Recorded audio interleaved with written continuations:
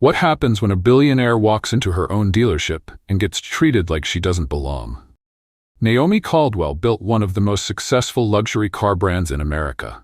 But when she showed up unannounced at her Beverly Hills showroom without makeup, without a title, what she experienced wasn't prestige, it was silence. Dismissal. A smile offered to the customer behind her, not to her. But here's the twist. The woman they overlooked wasn't a visitor. She was the CEO, and what she did next exposed a quiet system of discrimination that had been hiding in plain sight. Let me show you how she turned that moment into a reckoning that shook the entire industry. It didn't come through legal or public relations. It wasn't a complaint filed online or a demand for compensation. It was a letter, handwritten, folded carefully, and delivered in person to the front desk at Caldwell Motors headquarters. The note was brief. A black customer recounted how they had walked into the Beverly Hills showroom and left feeling small. Not because they were denied a sale, but because of something far more familiar. They described the silence that followed their entrance, the way the receptionist's smile faltered, how other guests were offered sparkling water while they were asked, "Are you just browsing?" They weren't angry, they were resigned. "I left without making noise," the letter read. "But I shouldn't have had to walk in already knowing how it would go." Naomi Caldwell read that letter 3 times. As the founder and CEO of Caldwell Motors, she had faced down competitors, recessions, and boardroom politics. But that letter hit differently. It didn't shock her. Nothing about quiet racism surprised her anymore. But it unsettled something she had spent years trying to protect: the belief that her company could be better than the world outside it. That night, Naomi didn't go home. She stayed in her glass-walled office overlooking the lights of Midtown, sipping coffee that had gone cold. She thought about her own memories, being ignored at car rentals, being asked whose credit card she was using, being mistaken for someone's assistant. She had fought to outgrow that version of the world, but now it was clear it had found a way into the walls she had built. The next morning, Naomi didn't make a call or issue a memo. She tied her hair back, left her designer watch on the nightstand, pulled on a pair of dark jeans and a plain navy jacket, and drove herself to Beverly Hills. No driver, no announcement, no security detail. She parked a few blocks away and walked. She passed cafes filled with soft jazz, boutiques opening their doors, tourists snapping photos of things they didn't fully understand. She passed them all until the Caldwell Motors sign appeared ahead, sleek, modern, spotless. But she wasn't looking at the building. She was listening for the silence that letter had described. She stepped inside as any customer might. No one turned. No one greeted her. She waited. And what happened next would become the moment that changed everything. Because the person they were about to overlook wasn't just another woman browsing. She was the one who had built the ground they were standing on. And this time she wasn't leaving quietly. Naomi stepped through the glass doors and felt the temperature drop. Not in the air, but in the way the room shifted. 2 salespeople stood by the front desk. Neither looked up. One scrolled through a tablet, the other was mid-conversation with a tall white couple dressed in gym clothes. Naomi waited. She moved closer. Still nothing. After a minute, she approached a car on display, a sleek midnight blue model she had personally approved for this quarter's showcase. Her fingertips brushed the hood. That's when one of the salesmen finally glanced over. "Ma'am," he said flatly, "that vehicle's not available for viewing today." No explanation. No offer to show another. Naomi nodded slightly and stepped back. Moments later, the same salesman turned toward the couple, smiled, and gestured with both hands. "Would you like to see the interior?" he asked. The man laughed, accepted a glass of champagne, and followed him to the driver's side. Naomi stood barely 6 feet away and watched the interaction unfold. The car she had been told was off-limits now sat wide open for someone else, someone who didn't look like her. It wasn't loud. No one had said anything obviously cruel, but the message was clear. Her presence hadn't earned the benefit of the doubt. It had triggered a subtle retreat. She continued walking through the showroom, past desks and decorative displays, making note of who was helped, who was welcomed, and who was ignored. 3 more white customers arrived during her visit. Each was greeted within 30 seconds, One woman even joked that she was just looking and yet was handed a brochure and offered a beverage. Naomi was given none, not even eye contact. By the time she left, she had said only one sentence, to ask if the electric model was available for test drives. The answer came quickly. It's by appointment only. No offer to make one, no attempt to explain, just a door that quietly closed before it ever truly opened. Later that afternoon, Naomi sat in a nearby cafe with the same cup of coffee she hadn't touched. She wasn't surprised, but there was something about experiencing it firsthand at her own dealership that settled deeper than data ever could. She thought of all the board meetings, marketing campaigns, and inclusion statements they had approved over the years. And yet, on the ground, in the room where people made decisions with their eyes and not their ears, none of it had reached the floor. Not yet. For older Americans watching this story unfold months later, many would nod, not out of agreement, but recognition. People like Gloria Barnes, a 72-year-old retired school principal from Inglewood, who had once walked into a jewelry store and been told, without hesitation, these pieces might be outside your budget. Gloria had raised 4 children, held 2 degrees, and never once missed a mortgage payment. But she remembered how that sentence made her feel smaller than anything else in her life ever had. She later said, "You learn to smile through it, but it doesn't stop cutting." Back at the dealership, Naomi's visit was already forgotten. No one had asked for her name. No one had looked long enough to realize who she was. And that, perhaps, was the most revealing moment of all. Not the words, but the assumption that she didn't belong. As the afternoon sun slipped lower in the sky, Naomi stood across the street, watching as another customer walked in, young, Latino, clean-cut, with a briefcase in hand. No one stood to greet him. She leaned back against a bench, hands folded, and waited. What she was seeing wasn't an incident, it was a pattern, and it was about to be exposed. Naomi didn't need more proof, but what she saw that afternoon stayed with her, because it kept repeating. From the shaded bench across the street, she spent the next 3 hours observing the entrance to her own showroom. She watched as customers came and went, and she tracked what they were met with. Time after time, it was the same. White customers received greetings, smiles, offers of assistance within seconds. Customers of color? Some waited several minutes. Others walked in, hovered awkwardly, and eventually walked out. And not once, did a staff member chase after them. Naomi scribbled notes on the back of an old envelope. Times, interactions, the make and model of each customer's car, when visible. She wasn't looking for outrage. She was looking for a pattern. And the pattern was clear. But what caught her attention most wasn't a customer. It was one of the employees. A young woman with a short ponytail, dark-rimmed glasses, and an anxious energy that didn't match the polished showroom around her. Naomi had seen her earlier that morning, answering phones, nodding to other staff, always in motion, but never quite at ease. Now, watching from across the street, Naomi noticed the way this woman hesitated when certain customers were ignored.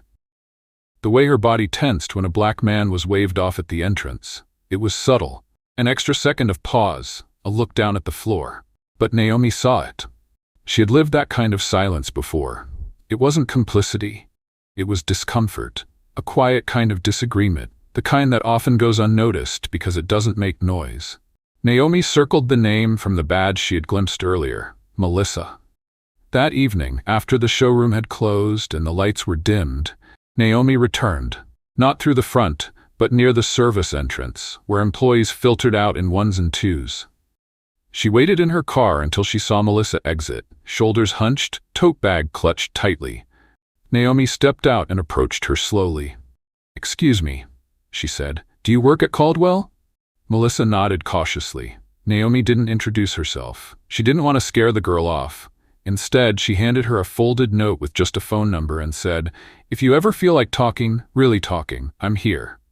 Melissa didn't say a word, just took the paper, tucked it away, and walked off without looking back. For many older Americans, that moment is more than familiar. They know what it means to feel the weight of being the only one who sees something wrong, but not knowing if it's safe to speak. People like Harold Benton, a 74-year-old former postal clerk from Oakland, who once watched a coworker be passed over for promotion 3 times despite outperforming everyone. Harold said nothing at the time, but it haunted him for years. "It's not just the big decisions that define who we are," he said later. "It's what we choose to ignore." Naomi got back into her car that night and drove in silence. She didn't know if Melissa would call, but something told her the silence she saw in that showroom, the hesitation, the glances, the unspoken rules, had a witness. And when silence finds a witness, the truth is never far behind. It took 2 days. No calls, no messages. Naomi kept her schedule light, avoiding boardroom meetings and press calls. She answered only the essential emails and spent long hours looking out the window, waiting for a silence to break. On the 3rd evening, her phone rang. No name, just a number. She let it go to voicemail. Then it rang again. This time she picked up. The voice on the other end was quiet, hesitant. "This is Melissa," she said. I think I need to talk to someone who understands what I've been seeing." Naomi didn't interrupt. She simply said, "Let's meet somewhere that feels safe." They chose a small cafe in Silver Lake, quiet, tucked between an old bookstore and a tailor shop. No cameras, no noise, just 2 women sitting at a corner table, steam rising from mugs that neither of them touched. Melissa didn't jump into the big things. She started small, the code words used during morning briefings, the hot clients tag that somehow always meant white or well-dressed Asian customers, the way management reminded staff to pre-screen walk-ins. But eventually, the story spilled out. Melissa explained how she was trained to prioritize guests based on appearance before they even spoke, how they were told not to spend more than 5 minutes with anyone who didn't look serious, how her manager, Richard Langford, had once said, "Trust your gut, you can usually tell who's wasting your time." Melissa didn't name anyone at first. She still wasn't sure who she could trust, but the shame in her voice was unmistakable. "I didn't always speak up," she admitted. "Sometimes I just looked away." Naomi didn't offer comfort, she offered clarity. "You saw it," she said. "That already puts you ahead of everyone pretending it's not there." For people like Walter Dean, a 70-year-old retired transit supervisor from New Jersey, hearing Melissa's story months later would strike a deep chord. He remembered being told to move things along when certain passengers boarded his bus. He never questioned the phrasing at the time. But looking back, he knew what it meant. "There's always someone telling you how to treat people without ever saying it out loud," Walter recalled. "And if you follow the rules, you don't even realize who you're hurting." At the cafe, Melissa grew more sure of herself. She started naming names. She described how complaints were filtered, how certain applications never made it past HR, how Richard had once canceled an interview after seeing the candidate's LinkedIn photo. He said, "Doesn't match the brand look." "I didn't ask what that meant. I should have." Naomi said nothing for a long time. She just let the silence settle between them. Finally, she asked one question. "Are you willing to be the one who says it out loud?" Melissa looked away. Her hands trembled slightly as she held her cup. Then she nodded. "Not yet," she whispered, "but maybe soon." As Naomi left the cafe, the street outside was nearly empty. She walked slowly to her car, her mind not on the conversation, but on the door Melissa had just cracked open. Not pushed wide, not flung open, just enough for light to start coming through. And sometimes, that's all you need. Naomi didn't pressure Melissa. She knew the decision to speak publicly wasn't one to rush. But what she needed now wasn't just a story. It was proof. Not anecdotes, not suspicions, something no one could dismiss or explain away. So she called an old friend. Michael Reed was white, well-dressed, and sharp with conversation. He'd been a client once, now a trusted ally. Naomi explained the situation in full, then asked him to visit the same showroom on a weekday afternoon. No appointment, no special treatment, just as she had. Michael arrived 2 days later, wearing a pressed blazer and polished shoes. He walked in, looked around, and within 12 seconds, a salesman approached. "Welcome to Caldwell Motors," the man said with a bright smile. "Looking for anything in particular?" Michael didn't give a name. He didn't drop any hint of status. He simply asked to see the electric luxury model Naomi had been denied. "Of course," the salesman said. "Let me open it up for you." Champagne was offered. A brochure was placed gently in his hand. When Michael asked about financing, a manager appeared. "We'd be happy to run some numbers for you," the manager said. "We have some great loyalty packages for clients like yourself." Michael recorded the entire interaction with a discreet PIN camera. The footage was crisp, clear, and damning. Back in Naomi's office, they watched it together. Naomi didn't speak. She just watched the same salesman, who had told her the car was unavailable, bend slightly at the waist to shake Michael's hand. Watched the same manager, who hadn't even looked up at her, offer to set up a private follow-up appointment. It wasn't just about what was said, it was how it was said. The posture, the tone, the assumptions.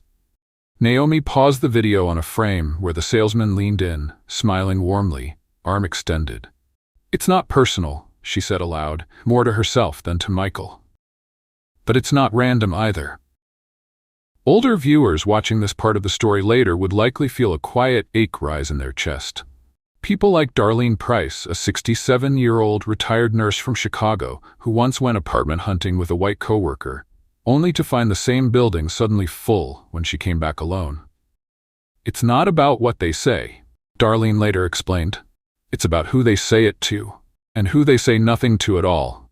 Naomi sat still for a long time after the video ended. Then she reached for her phone, not to call HR or her legal team, but to draft an email to someone on the board. Not with an accusation, just a question. "Can we talk?" she wrote. "I've seen something I can't unsee." She attached a single image, a freeze frame from the video, Michael stepping into the car she had been denied. She didn't write a caption. She didn't need to. Because sometimes the clearest message is the one you never have to explain. Naomi didn't wait for a response. She knew the board member would understand the image. He had been with the company long enough to read between lines. But Naomi also knew that evidence alone wasn't always enough to trigger change, not in corporate America, and certainly not in a company that prided itself on appearances. So she decided to shift the weight, not with confrontation, with pressure. She contacted a friend at a major news outlet, not to leak the video, but to float a question. If someone had footage showing racial bias in a luxury dealership, she asked carefully, would that be something your team might look into? She didn't give details, just left the question hanging. Enough to stir the air. Within 48 hours, the rumor had reached the Beverly Hills showroom, and Richard Langford, the regional manager, began to unravel. Richard had built his reputation on results. He delivered numbers, kept VIPs happy, and made few mistakes on paper. But what he didn't know, what men like him often forget, is that fear makes people sloppy. As soon as he heard whispers about a journalist sniffing around, he initiated a frantic review. Employee phones were checked, meeting transcripts were pulled, cameras were rewatched. But the panic only revealed more.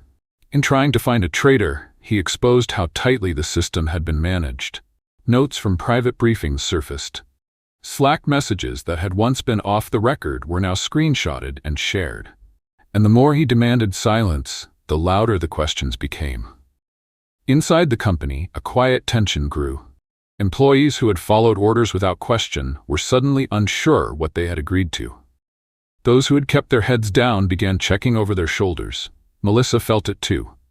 Richard's tone had changed, shorter, more suspicious. He stopped speaking to her directly.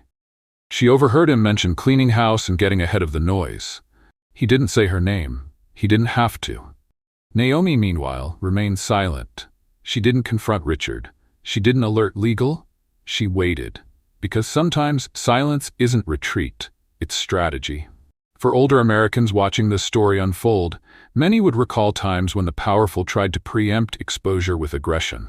People like Curtis Lowe, a 73-year-old former union rep from Pennsylvania, who once saw a company manager threaten to fire an entire shift crew for spreading rumors about safety violations. They always act fastest when they know the truth is close, Curtis said. That's how you know you've got something real. Naomi sent a second message to the board. This time, it included the full video and a short memo. This is what happened to me in our own showroom 2 weeks ago. The pattern is real, and it's going to surface with or without us. Attached was a single sentence. Let me know if we want to be the ones who tell it first. Then she closed her laptop. She didn't need to send anything else, because the storm wasn't coming. It had already begun. Melissa knew the moment had come when she could no longer pretend to be invisible. Richard called her into his office late on a Thursday, long after most of the staff had left. The door was shut, the blinds drawn. He didn't waste time.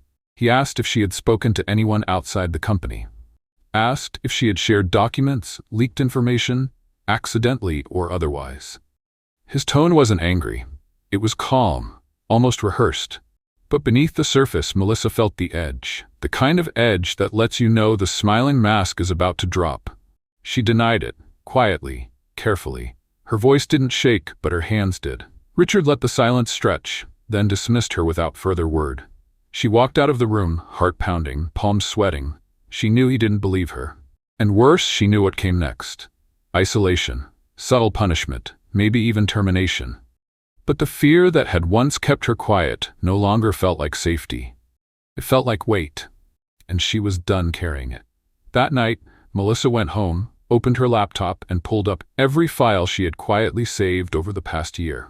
Internal emails, training guides, messaging policies, screenshots from the company's internal portal, and one by one, she sent them to a secure email address provided by a journalist Naomi had quietly connected her to. Lisa Monroe, a seasoned reporter known for exposing corporate discrimination. Lisa responded within the hour. 2 days later, the article went live. It didn't scream. It didn't accuse. It simply laid out the facts. A company known for its inclusive branding had, behind closed doors, created an unspoken filter for who mattered and who didn't. It quoted Melissa anonymously. It included internal language about client image alignment and demographic targeting. And it ended with the footage of Naomi's visit, quietly described, no names mentioned, but unmistakably real. By the time the sun rose the next morning, the story had been shared over 10,000 times. Within hours, Naomi's phone lit up, not with praise or outrage, but with board members, attorneys, and executives asking the same question. Did you know about this? And Naomi answered each one the same way. Yes, and now you do too. For many older Americans, Melissa's decision to speak up echoed their own buried regrets and hard-won courage. People like Carol Jennings, a 69-year-old former hotel manager from Atlanta, who once kept silent when a front desk employee was fired after questioning why guests of color were routinely placed in lower-floor rooms. I told myself it wasn't my business, she admitted years later. But it haunted me, because deep down, I knew silence always protects the wrong side. And now, Melissa wasn't silent anymore. The girl with the quiet eyes and unsure voice had become the one who forced a billion-dollar company to look in the mirror. Not because she raised her voice, but because she refused to look away. The emergency board meeting was called on a Monday morning. No catered breakfast, no welcoming smiles, just a row of grim faces around a polished oak table, each seat taken by someone who had helped build Caldwell Motors into what it was, or what they thought it was. Naomi walked in without a stack of papers, without legal counsel, and without apology. She brought only the truth. The article had done its job. The public was watching. Shareholders were asking questions. And inside the company, fractures had begun to show. Some board members wanted to wait to let the news cycle pass. Others suggested a quiet internal review. But Naomi had already seen where delay leads. She stood, placed a single flash drive on the table and said, "You can hear it from me now, or you can explain it later in court. Either way, this moment has arrived." Then she played the video. No commentary, no preface, just the footage. Naomi herself, standing in the showroom, ignored. Then Michael, the same day, welcomed with open arms. No one interrupted. No one looked her in the eye. When the screen went dark, Naomi paused. Then she opened the file of printed emails, messages from Richard Langford to his team, outlining customer screening protocols, language about pre-qualifying by appearance, and internal notes dismissing certain hires because they didn't fit the client-facing image. The room shifted. Some squirmed. A few looked down. One or two tried to push back, talked about brand reputation, about how these things can be taken out of context. But Naomi was calm. "This is not about one employee," she said. "It's about a culture that let this exist, and people who allowed silence to be more comfortable than accountability." She didn't raise her voice. She didn't accuse. She offered a choice. "We can address this ourselves, publicly, transparently, and lead the industry in changing how these conversations happen. Or we can deny it, bury it, and wait for it to come back through a different door, with a louder voice and a longer memory. Then she sat down. There was no shouting, just a vote. And it wasn't close. 11-4. Richard Langford was terminated immediately. His keycard was disabled before he could return to his office. HR escorted him out while Naomi watched from the opposite side of the glass. His reputation collapsed within hours. Other companies quietly removed his name from search results. Industry contacts cut ties, and within a week, 3 former employees filed formal complaints, citing his leadership and calling the system beneath him deliberate and cruel. For older Americans watching the headlines, the image of that boardroom carried weight, not because a man lost his job, but because justice, for once, didn't come screaming. It came from a woman who didn't flinch. People like Erlene Cook, a 76-year-old retired administrative judge from Detroit, saw herself in that room. "I've watched rooms full of powerful men try to talk their way around harm," she said. "It only ever changes when someone walks in unafraid of what comes after." Naomi didn't smile. She didn't celebrate. She simply gathered her things, nodded once to the board, and left. Because the moment wasn't about victory. It was about clearing space. For the truth to finally take its seat at the table. 3 weeks later, Naomi returned to the Beverly Hills showroom. This time, she didn't hide her face or wear plain clothes. She arrived just before opening, stepped through the same glass doors, and walked the same polished floor that had once refused to see her. But everything was different now.